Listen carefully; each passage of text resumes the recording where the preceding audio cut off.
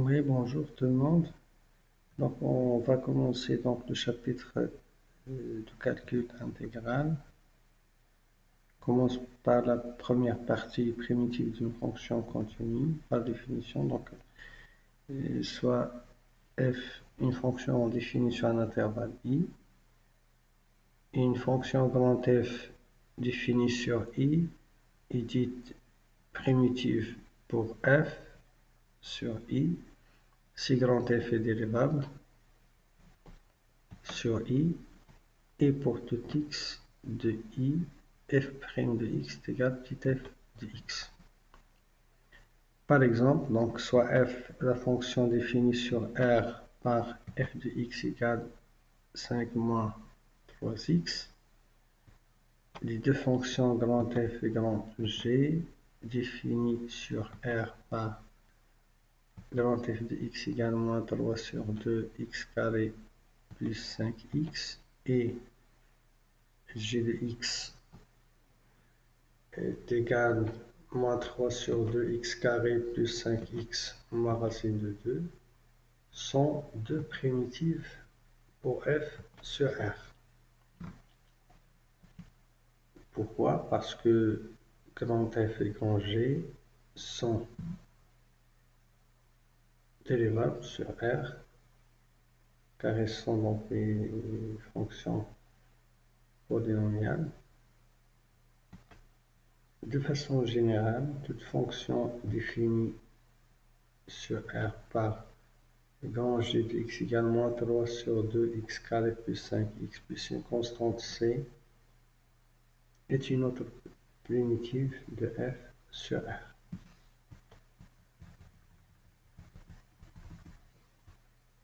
Deuxièmement, ensemble des primitives d'une fonction. On commence par une propriété qui est admise. Donc, toute fonction f continue sur un intervalle i admet des primitives sur i. La réciproque est fausse. Il existe des fonctions qui admettent des primitives sans être continues sur i.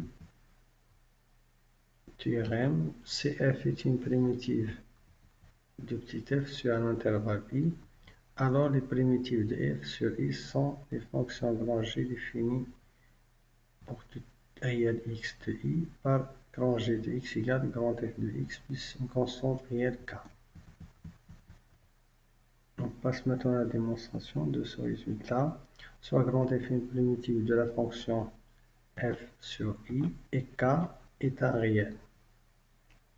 Si pour tout réel x de i, g est la fonction définie par g de x égale f de x plus k, alors grand G est dérivable, car grand F est dérivable, et g' de x est égal à grand F' de x égale plus 0 est égal à petit f de x. Donc grand G est aussi une primitive de f sur i.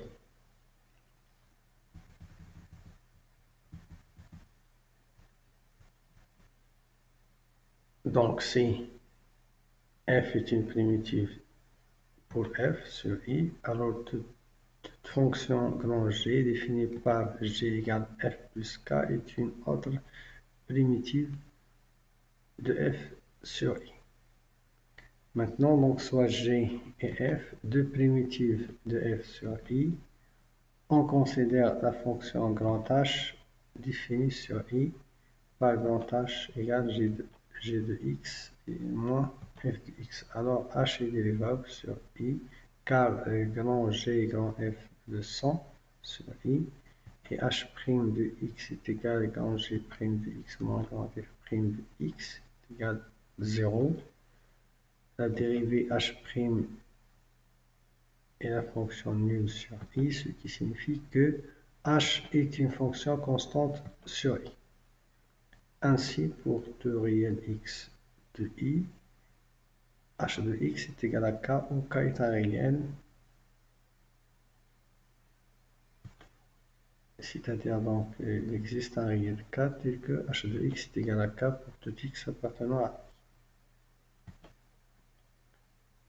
Donc, pour tout x appartenant à i, donc g de x moins f de x soit égal à k. Donc, grand G de x est égal à grand f de x plus k. C'est-à-dire, donc, comme conclusion, donc, c'est petit f admis une primitive sur i, alors l'ensemble des primitives du petit f sur i est l'ensemble qui contient des fonctions grand f plus k avec k appartenant à R. Donc c'est f admis une primitive sur un intervalle i, alors il admet une infinité de primitives sur i.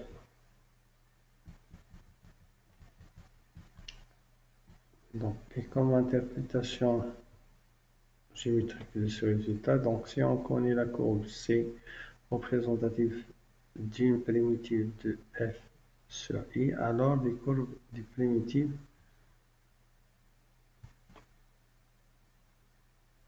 de f sur i se déduisent de C par une translation de vecteur kj où k est un réel.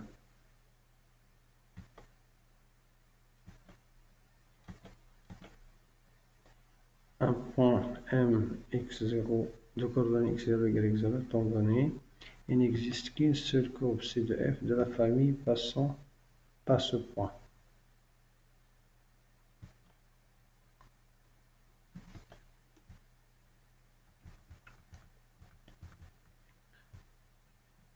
Soit petit f est une fonction admettant des primitives sur un intervalle i, soit x0 un réel de l'intervalle i et y0 un réel quelconque. Faites attention, donc x0 est un réel de l'intervalle i et y0 est un réel quelconque. y0 est un réel quelconque. Il existe une unique primitive grand f de f sur i telle que grand f de x0 est égal à y0.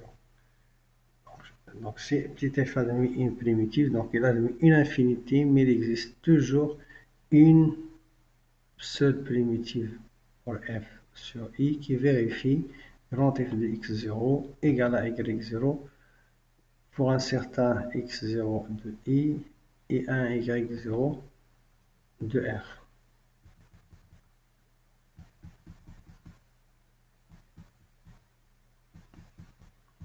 Calcul de primitives.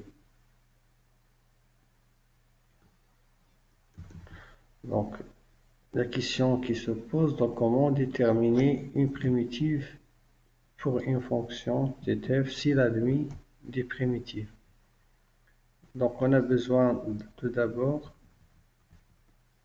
de savoir donc c'est quoi donc une primitive pour une fonction usuelle. Par exemple, si la fonction f est constante, donc f de x égale à a sur l'intervalle i, alors grand f de x est égal à x. Donc, grand f est une primitive pour f et les autres se déduisent en ajoutant donc une constante k. C'est f de x égale à x, alors grand f de x égale 1 demi x à la puissance 2, la validité, donc c'est le résultat donc, sur R, f de x égale à x à la puissance n avec n un entier naturel, grand f de x donc égale x à la puissance n plus 1 sur n plus 1, c'est f de x égale 1 sur x et grand f de x égale ln de x, f de x égale 1 sur x à la puissance n pour n entier supérieur strictement à 1, grand f de x égale moins 1 sur n moins 1 x à la puissance n moins 1, c'est f de x égale 1 sur racine de x, grand f de x égale 2 racines de x, f de x égale à exponentielle x, alors grand f de x égale exponentielle x.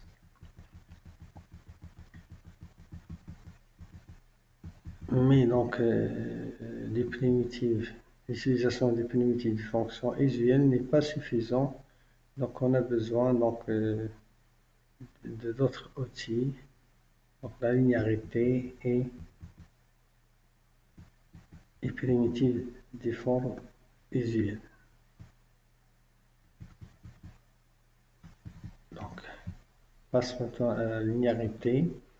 Donc, ces grands F et grand G sont des primitives respectives des fonctions f et g sur l'intervalle i. Alors, grand F plus g est une primitive de f plus g sur i.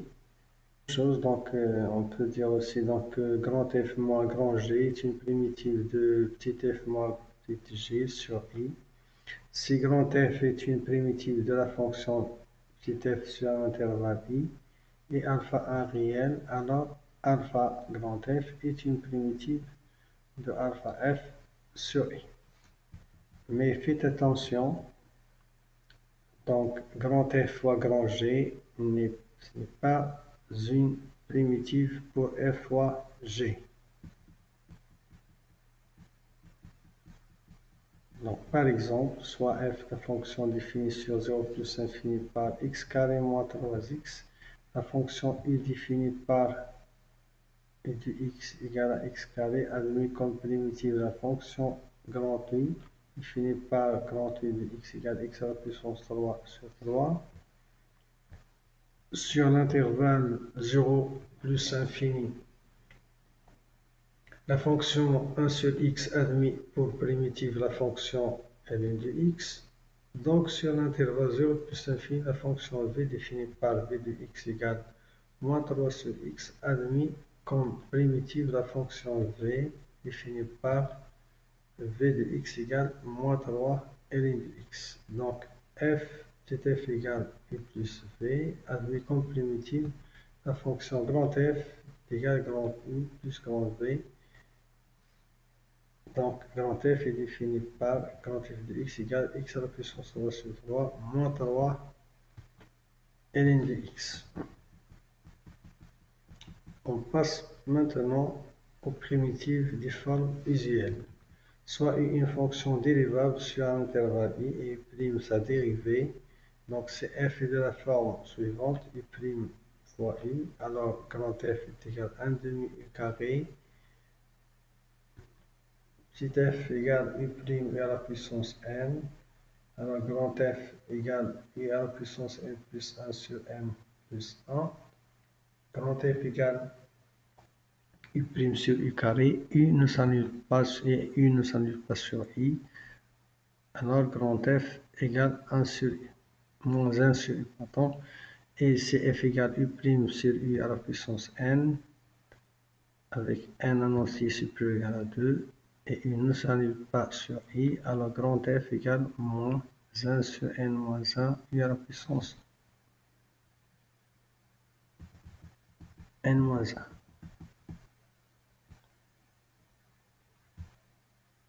1. Et merci pour votre attention.